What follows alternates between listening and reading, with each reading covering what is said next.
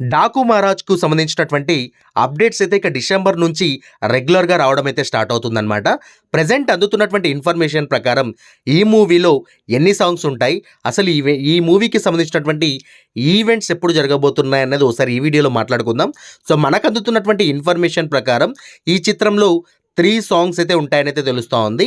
ఒకటి theme song, ఇంకొకటి title song, ఇంకొకటి ఐటెమ్ సాంగ్ అనైతే తెలుస్తా ఉంది.